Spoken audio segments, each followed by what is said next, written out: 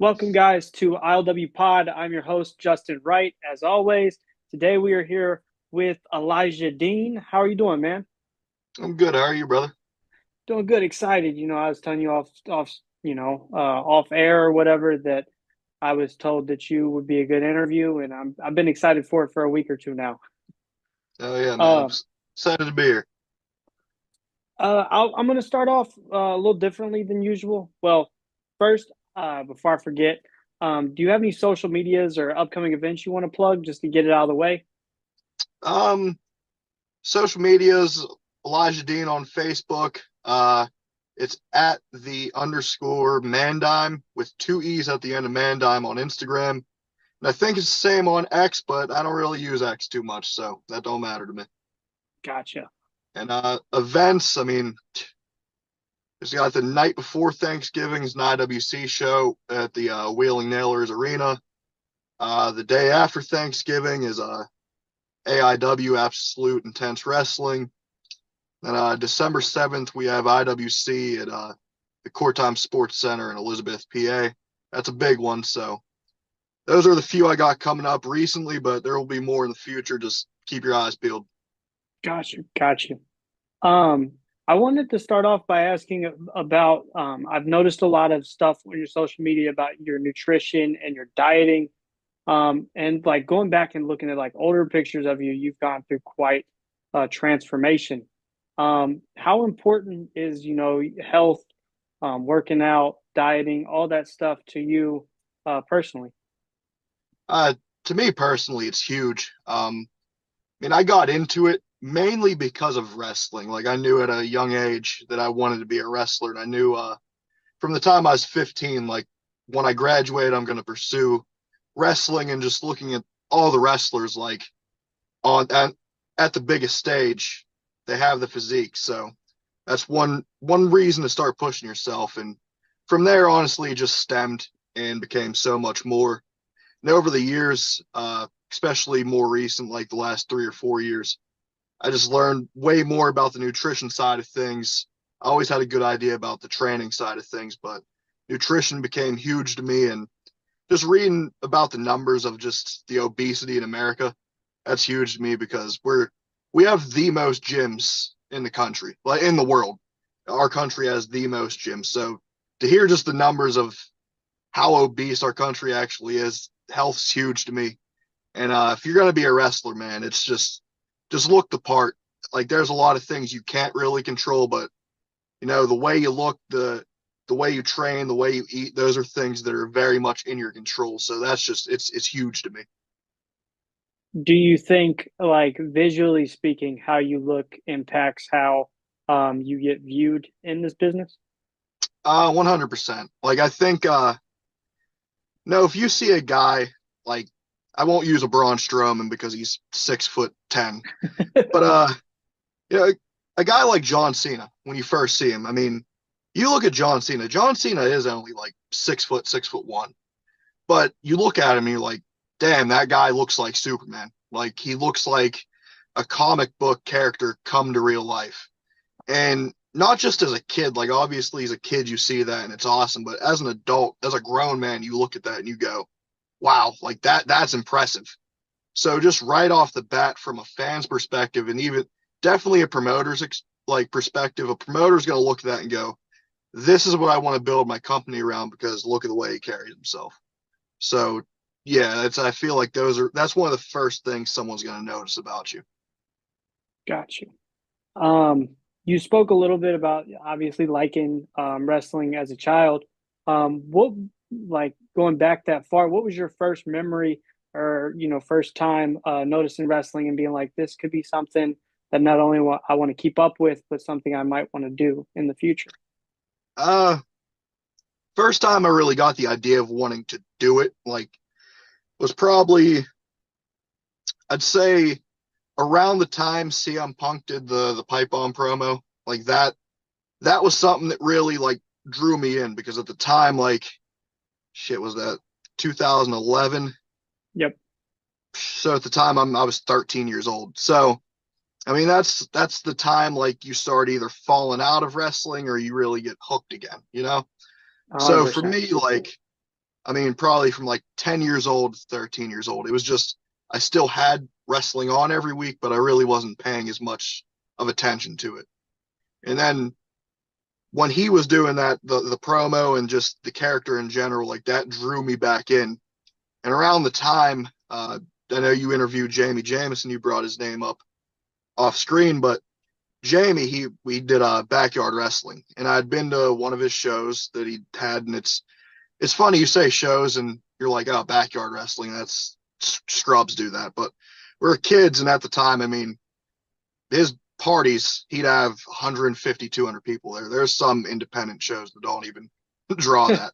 Yeah. So at the time, he was looking for people to, join his crew, and he'd made a post on Instagram, and I saw it, and I was like, all right, yeah, I need to get in contact with him. I knew him a little bit, but not that great. And I think the first time I went out there, I stepped in his ring and we just clicked. And honestly, the moment I stepped in the ring, I was like, all right, yeah, this feels natural, and this is something that truly brings me peace in a way. Like when I'm in a ring, I'm like, nothing matters in the world. It don't fucking money doesn't matter, any problems don't matter. It's just this is what matters to me. And that's you can't shake that feeling.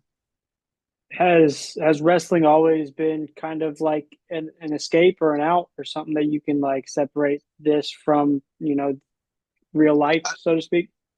I'd definitely say, obviously, it changes once you get into wrestling, I'd say.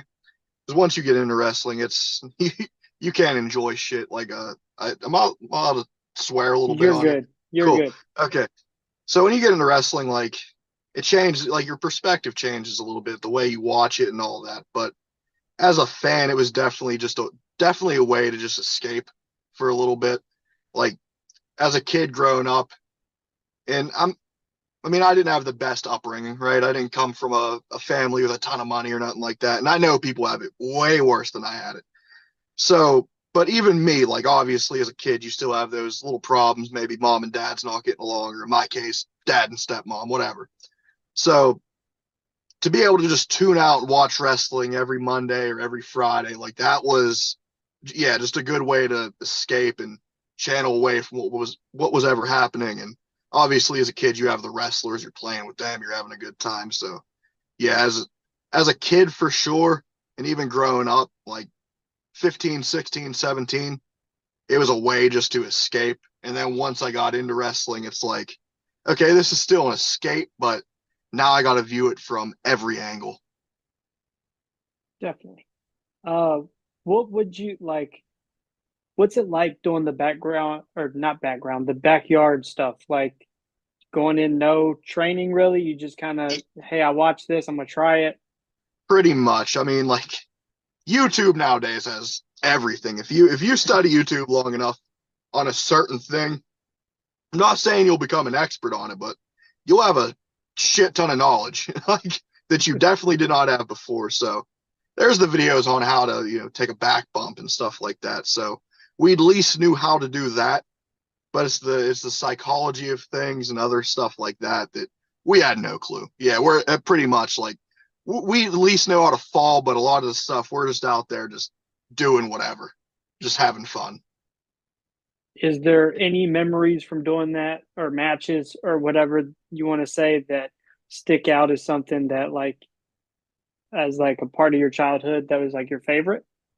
Uh, Not really. Like nothing specific. It's just any time I was in there, it was definitely just a good time. Like anytime me and Jamie was in there, it felt like we had something. And then it stemmed into the pros, and we were able to actually have a more than a handful of matches in front of a real live crowd, paying fans, and hearing the applause we can get from them. It's like, okay, we definitely had something special. Definitely. What did like transitioning from backyard stuff to like actual pro stuff look like? I mean, I could say this too because I train wrestlers now. Uh, but hell, I mean, even like I had a background in playing high school football, and like I said, I lifted weights 11th, 12th grade. You go in there thinking it's going to be one thing, right? A lot of people do, at least. You go in there thinking, oh, I'm just going to learn a bunch of moves and They'll tell me how to do these things, and I'll put it all together, and then I'll get thrown in front of a crowd. It's the opposite. Like you go in there and you literally start from scratch. You learn how to fall. It's very very cardio driven, and it's cardio that you can't really compare to anything else. Like you could play an entire football season like I did the year before, and then you go into that, it's like shit, I am out of shape. Like because you're doing just a bunch of body weight squats. You're doing what's called grape squishers in the corner, where it's literally just you grab the top rope and it's high knees in the corner for a minute 30, 2 minutes, and those are drills that honestly they make a man out of former NFL players, Division One athletes in at the Performance Center. So you go there and it's nothing you really prepared for. It's not what you really expected, and it becomes just it's a little bit of a difficult journey, but at the end, it's definitely worth it. Did you start with IWC? Yeah, yep. Chris LaRusso was my trainer. Okay. Did you get any like formal training anywhere else, or was it just IWC? Just IWC, obviously, I've taken seminars over the years. I've had Chris Hero seminar, Ricky Morton seminar, QT Marshall seminar. So just learning as I go. Those are good ways to do it. Picking the brain of people. That's how you're going to learn a lot once you are trained. Uh, Luckily, with IWC, it's a top tier promotion, independent wise. So, like my trainer, Chris LaRusso, he's trained myself, Jamie, my tag partner, Zach Nystrom, Spencer Slade, Katie Arquette, Cole Carter. He's had a hand in polishing up Wardlow. So, like, one of the best trainers around. You couldn't ask for a better one. And then there was days where Joaquin Wild, DJZ would pop in and he would give us tips on what to do. And Sam Adonis, he'd stop in quite a few times and he'd show us some things. So you're really blessed to learn from a lot of people there. Okay. Um, you mentioned seminars. Like, as a fan, like, what does a seminar look like? Like, what kind of stuff are they going over, teaching you, stuff like that? Everyone's are different, literally everybody's. Thankfully, I've never taken a seminar where a guy just talks. No, Chris Hero just talked. But Chris Hero is like psychology wise, and he pinpointed things. It was a good seminar, but there's some old timers out there that definitely they take seminars and it's just to hear themselves talk. And it's just a money scheme, like for a lot of those older guys, and they're not showing you a lot of stuff. Thankfully, Ricky Morton wasn't like that. There's certain things that they show that they might have been really good at that can just help you in the future. Luckily, the ones I've taken all seem beneficial, but I've heard nightmares of some. Um, do you get to have like any one-on-one time, or is it just, hey, this guy's going to talk or show you things in front of the group? It's more of just show you things in front of the group, and then you might be able to perform them with another guy in front of them. And is it like always like that person specific, like Chris Hero or Ricky Morton's going to show you something that they have honed and taught, and that's it? Or is it like, hey, generally speaking, this is the basics of this I'm going to show you? It's more of like what they're pretty good at and what they know and things of that matter. Some will go like, what do you want to learn? What's something that you struggle with, and they'll try to pinpoint and help you with some tips on that.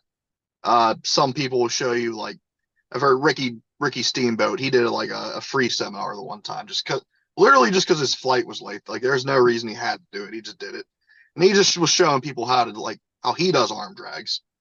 And he obviously is one of the best ever to throw an arm drag. So you're gonna Yeah. listen. He tells you that. Uh, like I said, some guys they'll just get in there and they'll speak, they'll talk, and it's just a lot of talking. And it's not. It's like, wow, I paid $40 for this. I was expecting more. But I mean, there was a guy like I didn't do Elias's, but from what I've heard, it was very beneficial. Uh, you get the lucha seminars where they'll teach you a little bit of lucha libre and how to do certain things, like how to really perform it, and not be an amateur at it. Okay. So it all just depends. A lot of them are different. Some are the same. It all just depends on the person, though. Gotcha. You mentioned, in high school doing football. Was there ever any plans for you to like do more with that or go to college and do Nah, anything? never, No? never. Literally, like, I think I started really lifting weights ninth grade, and I was a skinny kid, and that really it. I was still that skinny kid up until about summer going into 11th grade, and I started noticeably putting on a little more size. It's nothing to what I am now, but it was for a high school kid. I had a good physique, and I'd be in there lifting weights at the high school gym while the football team would be in there. And the coach, he'd tell me to play, tell me to play. I was like, whatever, whatever. So I finally decided to play my senior year of high school, and we did win states that year. Is the first time that the school won states since 1984. So it's a big deal. Had a ton of fun. For a guy who only played 1 year, I got a considerable amount of playing time. But for me, I love football, love watching it. I watch NFL football every Sunday, every Monday. But it's not something that I wanted to go to college for. And I'm not a guy that ever really considered college. There's people I tell all the time, especially younger guys getting into wrestling. I'm like, it's good if you have something that requires college that you really like, you should probably go do it to have that to fall back on. But if there's nothing that you like that requires a degree, maybe look into a trade school, maybe look into something else because there's so many ways to make money nowadays, and it's not really about the degree you have. Yeah. Unfortunately, it's more about just the amount of work you're willing to put in. Comes with a little bit of luck, who you know, that those types of things. So college was never one of those things that was on the radar for me. I could have cared less. Gotcha. Um, what did it look like, after training pro? What did it look like going into your first match? And like, was there any jitters or anything, or was you like excited to get in there for the first time? To be honest with you, I and you could ask the guy himself. I wrestled Andrew Palace, and he is actually the assistant trainer to my class. So I at least knew him pretty well. And like he looked at me and went like, "You don't even look nervous," and I wasn't. Got in there, the match was fine, and to this day, Joe Dombrowski, who is the commentator, and he commentates for MLW and a number of promotions nowadays, like he'll say that I didn't look like a rookie that night, and I looked like I'd been doing it for quite some time. So that's definitely I hold that in high regards because he's a guy that knows his stuff. Uh, but to me, if you're gonna train for a year, like that's the requirement at IWC is you train for a year, and if you're training for a year, you should be ready. Like there's those pre-match jitters and nerves that you are always going to have and you should have. But as far as like executing that, that was never anything that fell in my head, and I never got worried about that. Okay. Um, do you think like performing so well in your first match helped you, grow and build yourself up easier? Uh, to a certain degree, I feel like I did pretty good my first match. I came with a class that was pretty talented. My one of the training guys I trained with, Johnny Patch, his first match was against DJZ, which is pretty nuts. And he went out there and killed it. So even though I had a good match, he probably had a better match. I mean, DJZ probably had a little bit to do with that. Wink, wink, Johnny Patch. Uh, but so right away, him and I both were kind of held at, a higher tier than a little more, like we were expected to do more. But at the same time, at that point, then you have that pressure of, okay, I got to keep performing and keep performing. Uh, I mean, the thing was after that too, it wasn't like I was just like, okay, you're shot to the top. It was still like, all right, that was good, but we got to keep going. I got to see that you can make the most out of other situations. So whether I was putting a pre-show match or whether I was putting a random scramble match or a multi-man tag or whatever the case was, my thing was just let me do this to the best of my ability. And it doesn't just come within the ring. my big thing in wrestling now is social media is such like a valuable part of wrestling at this point. I tell people all the time, us as wrestlers, we create our own buzz around an event, around a match, around anything really. So like if we can get excited about this and if we can make the crowd excited, it's going to be a lot easier for them to want to buy tickets and for us to fill or, these buildings out. So for me, it was month after month. I didn't care if I was wrestling Wardlow, who was the heavyweight champion at the time, about to go on to do better things. I don't care if I was wrestling a group of older guys who were kind of on their way out. I didn't care if I was wrestling a rookie, whoever. My main thing was let me promote this like it's the biggest match anyone could possibly have. And then when I get in there, just let me perform, let me do what I do. And just you know, consistently doing that brought me more and more opportunities. And thankfully, I'm a guy. If I'm gonna get the ball, I'm gonna run with it. I'm not gonna fumble it. I'm not gonna get tackled at the one. I'm just gonna run with it. And good luck catching me. So like once you get the ball, how long did it take before you became like before you got your first championship?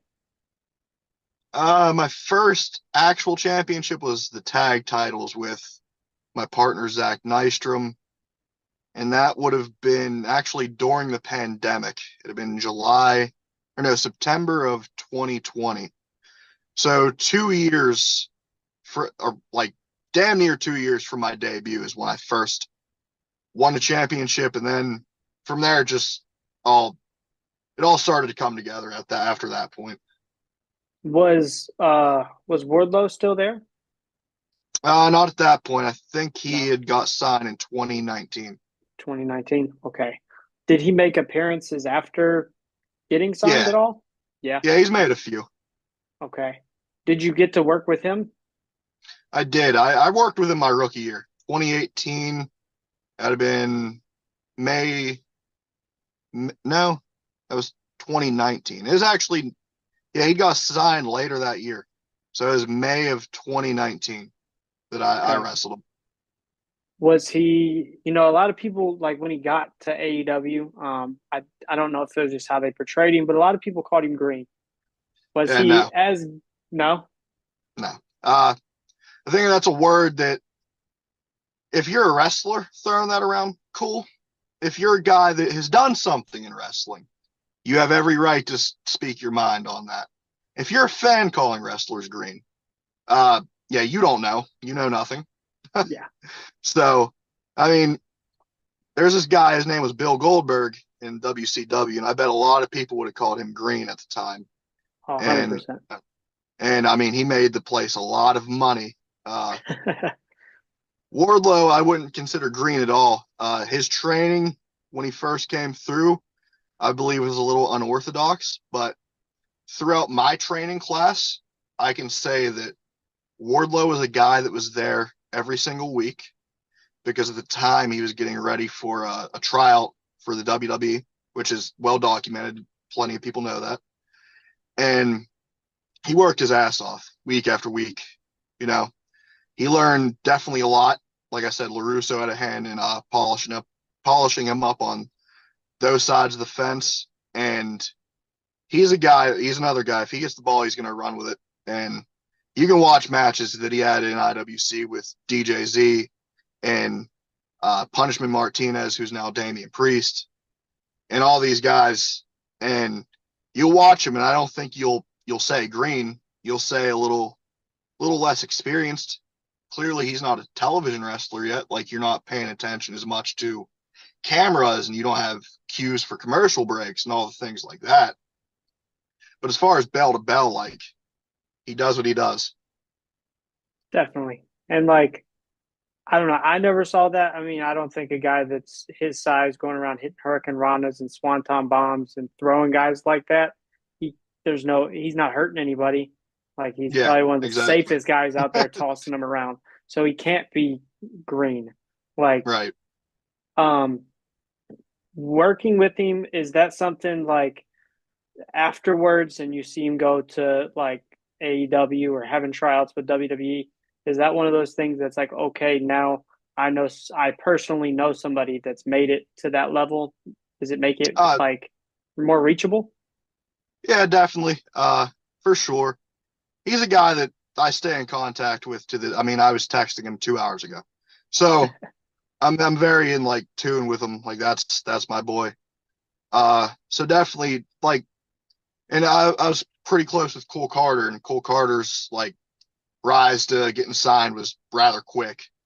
But I mean, hey man, those are guys that I saw put a lot of time and effort into it. Like Wardlow had a six-figure job. He quit it, uh, completely quit it, sold some stuff like to bank some money, and he went all in on wrestling, and it paid off. Uh, Cole Carter, I don't know if he says this, and don't really care if he wouldn't want me to say it, but I know that like there was nights this dude was outside of the training school at IWC sleeping in his car, like to do what he had to do, and it ended up paying off. Everyone's journey's different, but those are guys, they got the right eyes on them and they made the most of it. And that's a lot of like how you actually get signed in wrestling. It's obviously you got to be able to walk the walk, but it's getting the right eyes seen on you. And then when they are on you, you got to make the most of it. Definitely. Um, you mentioned being tag team champions with your partner. And it seems like he's somebody you've stuck with your, whole run or whole Yep. career so far. Um, what's it like building like a relationship like that and, staying with somebody through, title reigns? I think you've made appearances on AEW with him. Like, what's Yep. that like? I mean, it's definitely it's nice to have somebody on the journey with you, for sure. Uh, I mean, me and Zach, we've been together for years now at this point. Um, and him and I mean, we've been through a lot. Like, it's just what we've done, and I can't say too many like better things about him. You know? Yeah. So, like, is that like a partnership that you don't ever think would split up? No, definitely not. No. I don't want to say it's rare, but there's always um, things that happen or, segments that make things go awry. So, like, already being together for so long and like you've seen success together in certain ways, it's nice to see that and hear that. Right. But like I mentioned, you guys doing stuff in AEW. You have done like I think 4 or 5 spots for AEW, I want to say. So, that sounds about right. What were those experiences like? I know like you've wrestled Wardlow in tag team and handicap situations. You've been on Dark and was you on Dynamite or Rampage? Dynamite, few on Dark. Uh, yeah, I mean, they were definitely, I mean, it is what it is, you know? Yeah, You know, you're not going there to make a name for yourself or anything like that, but you just take the opportunity, you stay humble with it, and you do the best of to your ability of what they're asking you to do. That's about it. Like, it's not much to it. It's definitely it's cool to be around those guys. It's cool to see like the type of talent you have to get to that point, but nothing crazy. Like I don't view it as something that's gonna make me, get a big head or anything like that. okay. Like I noticed like the first couple times I saw you on there, you looked a lot different. Yeah. Um, is like going to somewhere like AEW, change a mindset of hey, maybe I need to Not beef really up for or me. no? No, I mean that was always a goal. So I was just doing that anyways. That's one of the things that don't happen overnight. It's gonna take some time. Uh as far as like just the way my gear looks and stuff like that, I mean that's just a part of evolving your character. If you stay the same for too long, people are just gonna stop caring. So to me it's something you always have to be conscious about. It's just evolving yourself. Got you.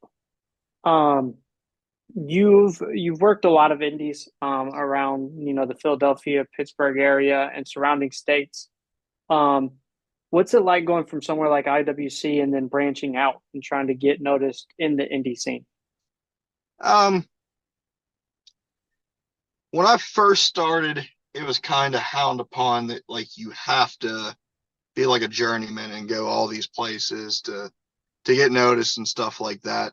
And I encourage any wrestler that's within a couple years to do that, like go get the experience and stuff like that. But as I've gotten older into this, I realize it's to me it's a lot more about quality over quantity. So if there's if it's not gonna bring me either exposure, uh, money, or a good time, one of those three, then I'm not really intrigued about doing it. Uh, a lot of people they'll try to get you with the whole like, it's good exposure to come here. And you got to be self-conscious enough to look and go, is it? Like, are you on a streaming service? Are you going to have a name there on your card that's going to be able to see me and maybe put in a word for me? Like, is this going to be good for me? Uh, so to me, it's just been about being self-conscious, knowing where to go. Like AIW in Cleveland, they're a big one. Plenty of guys went through there. They always have names on those shows, so the right eyes are going to be on you. Same with like an IWC, uh, ESW in Niagara Falls area. That's a good one. Places like that. Like you need to, if you want to get noticed, you got to go to where eyes are. Like that's my advice for anyone that wants to, really get noticed within wrestling. Got you. Has there ever been any like shots or thoughts of going to somewhere like Revolver that's in Ohio or places like that? I've looked into it, but it's about knowing who the promoter is and stuff like that and having a way in. Sometimes you just Okay. need an in. Yeah, definitely. I've learned that even podcasting, trying to talk to Right. people, you don't sometimes you're not going to make a connection unless you start at the bottom of the card and work your way all the way up Yeah. to whoever. So it definitely makes sense. Right. Um, fun question: do you prefer singles or tag action? Ah, man, that's tough. I mean, to me, there's nothing like building a one-on-one main event like match. Like there's something that's really not just challenging but fun about it. You know, making the really making people either want to love you to death or boo you out of town. There's so much you can do with tag wrestling, though. So much. There's just a lot more moving parts. Again, there's double the people. So I love both. It all just depends on. I guess it would depend on who I'm wrestling. That's Okay, what would make me make a clear cut decision. got you. Another fun question is like, being in the business for so many years, I'm sure you've been in a ton of matches, ton of match types. What is like your favorite match to be in, like stipulation wise, and like your least favorite? Stipulation wise, probably like a street fight because you can go anywhere in the building. That's always fun to do. Uh, Least favorite, um, a battle royal. Those things suck. They just do. Is it because there's so many moving pieces? There's so many bodies in there, and there's guys that don't want to get the hell out of there. It's just, I don't want to go into specifics, but man, it sucks. Okay. Anyone who's been in one knows.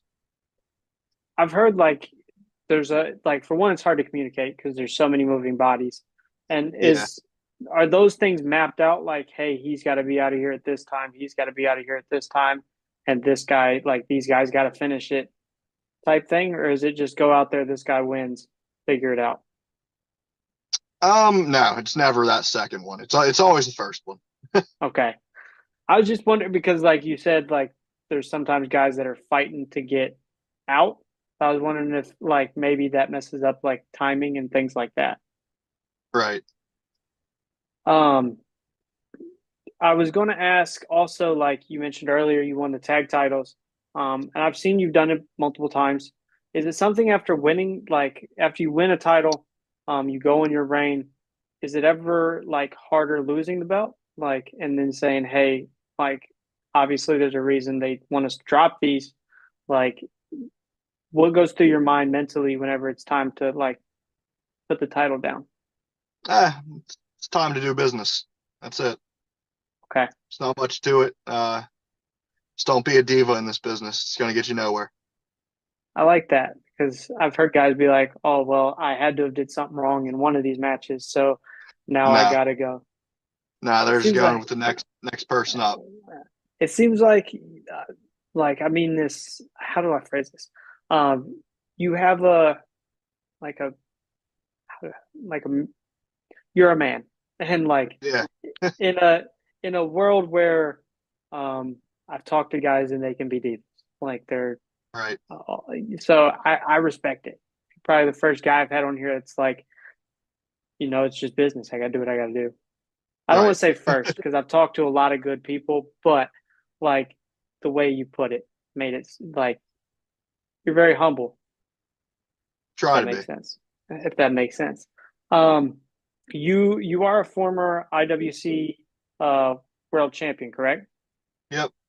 What did that like climb mean, and what did that like chance of winning that title mean? Starting there, rising through the ranks. How'd that how'd that go, and how did it make you feel? That was definitely big for me because it was a goal from the beginning. I always wanted to be the guy there. So to get that opportunity was huge. And like I said, just from the very beginning, like I said, it was month after month, just all right, let me make the most of this. Let me make the most of this. And finally got a chance. And I try not to disappoint when I had it. I did everything I could do while I had it. And like when it was time to drop it to Bill Collier, who still has it, he has the longest reign in the company's history. That was one that was extremely exciting because Bill's top notch. You ask anybody, there's a lot of guys signed. You'll ask, and they'll tell you he's the man. So you step in the ring with him, better bring your A game. And I gave it to him online for months. He took it, and when we got in there, and every time we get in there, man, it's fireworks. Has there been any like opportunities for you to try to get it back, or is a second Uh, title reign in the works? Once this year, March, I took the loss again. Uh, Justin Plummer, the owner of the company, because he's a scumbag, and his group of people, they beat him down after the match, and that's where I saved Bill. And last month, I had a chance to, actually this month, but earlier in the month, I had a chance to get a number one contender shot at it.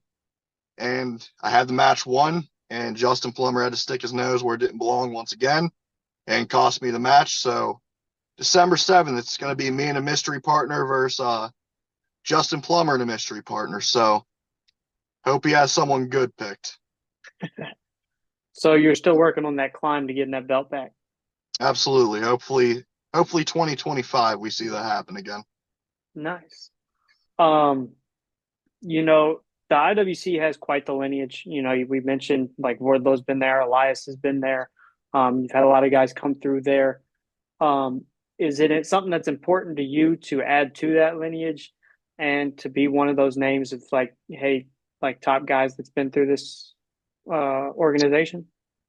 Definitely, especially since I consider IWC to be number one in not only Pittsburgh, but really the state of Pennsylvania at this point. So to have my name with names like that's definitely an accomplishment in itself for sure. Um, do you feel like you're on that track, that path to make that happen? I mean, hopefully, it's all you can do. You can just be hopeful. Just be hopeful and keep working. Uh, if you start beating yourself up over it, it's going to be a long ride. If you just enjoy it as it goes, then if that time comes, just make the most of it. Don't let it slip. Gotcha. Recently, WWE started the WWE ID system. A Yep. member of the IWC was announced as a prospect. Sam, not good with names. Sam Holloway. Yeah. Sam Holloway. He's he's impressive. I mean, he's 6'6", 6'7", 260 pounds, and he moves like a cruiserweight. So that's one to keep your eye on for sure. And hopefully, with that ID program and him being through IWC, it brings a lot more eyes, not only to him but to IWC as a whole, and people can really start seeing what the roster brings as a whole. Does that something that like is hopeful? Maybe you could be a prospect. I think it's definitely helpful in many ways. I think that and I'm not positive. I don't know any of the details on it, but I'd imagine that they're going to have strict eyes on all these guys that are within these ID programs. And if I'm, a guy watching these matches in these shows, and I'm following along with this guy, as a guy who's, within that top company, I'm probably going to look around at the other guys on the card, and I'm probably going to see who else could be, a prospect, a guy that they could ID. So hopefully that's a way they're going to do it. I don't know, but I think it's going to be very beneficial. I see a lot of people kind of, having some bad words about it and saying it's going to ruin the indies. I don't think that at all. I think it's just going to help the indies even more. Definitely. And I've had guys on here with both perspectives, won't name names, but there are guys that say it could be detrimental. And then other guys to where it says, hey, maybe it's time to step up. Like maybe it could even Yeah, the playing field. right. Like, and something that is, I guess, worth mentioning with that is like every prospect where they're from is also announced. So like when Yeah. they announced, hey, he's from IWC. So it's gotta like And bring I eyes will to that say platform. he wrestles for IWC. He was definitely trained at the AIW school, and I won't let that be bestowed upon. He was definitely trained at AIW by Dom Guarini and Derek Dillinger, uh, two very good trainers. And Sam's put in the work, but he's became a part of the IWC roster, and he fits like a glove there. Uh, I think that's just where they saw him first, so Yeah, that's why they said IWC. gotcha. I didn't even think of that. Which after looking at some of the other prospects, it makes sense because like I don't think Jake Cartwheel was trained with GCW. Like he was probably noticed there, but I don't even Yep, think they train people. right. So I never thought of that. But something else I was going to ask, they're I don't want to call them lower promotions, but you have your top two AEW and WWE, and you have companies like NWA and TNA and MLW. Have you ever been able to do any work with them? And is it something like you'd have your eye on? We've never done any work with them. Obviously, your hope is one of the bigger promotions, one that's going to pay you, so you're taken care of. So that's always the goal. But obviously, if a TNA or a MLW or an NWA come and they take notice, it's not something that you should probably go, screw it. I'm not. I don't want it. That's not my goal. You should listen. You should, take the opportunity if it's there, and if it's not in the cards at the moment, and if you're because there's guys that have good jobs that are wrestlers, and it's if that's not a chance that you're willing to take, then that's your opinion, and everyone has it.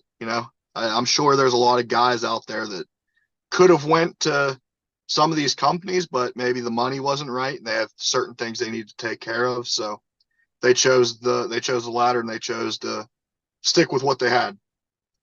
Okay.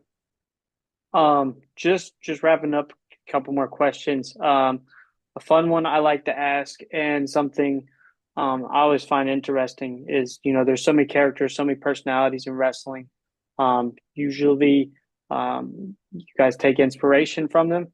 Are there any like guys that you've watched or grown up on that you took inspiration to create Elijah Dean?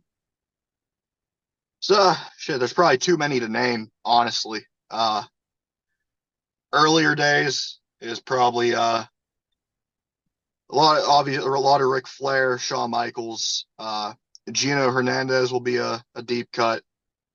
Uh, Tully Blanchard is I started getting more tag stuff.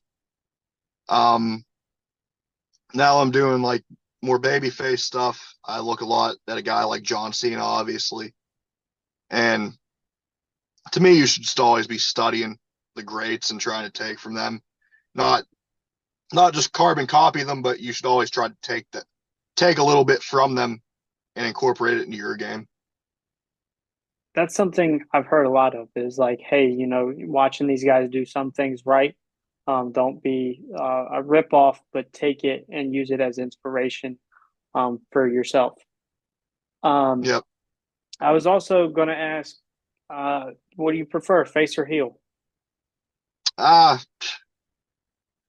Honestly, I like both, so I'm not even gonna really pick one. It's both fun to me. Okay. Um, my last like real question is always the same. I um, always end with a Mount Rushmore because there's no right answer, and you guys' answer is always fun. So, do you have a Mount Rushmore? And I always ask why, like why the I'll do guys just I'll do two real quick. I'll do my personal, and I'll just do influence of the business. okay. Uh, the influence of the business, I'm just gonna go with Hulk Hogan, Stone Cold Steve Austin, um, John Cena, and Roman Reigns. I think those are the four pillars from over the years, and they're the ones that always took the torch after the next guy. Okay. Personally, I'd say Shawn Michaels, Ric Flair, Triple H, and I'll go with The Rock. Okay, for your personal one, can I ask why? Like why those four? Uh, I don't feel like there's a performer out there like Shawn Michaels. I feel like he's arguably the actual greatest in-ring wrestler of all time, just when it comes to everything. Uh, Ric Flair, no one's ever going to do that many 60-minute matches again. Uh, I don't think anybody has that type of energy within promos. He's still quoted by professional athletes today and will when he's gone. And he influenced so many of the greats now. Triple H, he's a mastermind in business. I don't think a guy has better entrances than him. Uh, he always has the good big entrances. Um, it seemed like he could do any match. He always adapted, and now he's running the place now to make it the best it's ever been. And The Rock, I mean, charisma, no one has it like him, and he took himself to the biggest place he could possibly be in life, and ultimately ended up bringing more eyes to wrestling because of it. Gotcha. Um, Before we go, I always ask if you'd like to give a word of advice to those who might want to be in the industry or any personal advice um, for anybody. If you want to be a wrestler, my advice is one, be nice to everybody. You never know who's the right person to make a connection with, and you don't know who the wrong person to piss off is. If you're going to be a wrestler, stay in shape. Get in the best physical shape you can possibly be in. Um, don't let anyone tell you, well, Kevin Owens looks like this or Sami Zayn looks like this. It's not about that, and I'm not telling you that you have to look like Lex Luger. What I'm telling you is to look like a professional athlete because that's what you are when you're a professional wrestler. Carry yourself like it. Don't make complaints.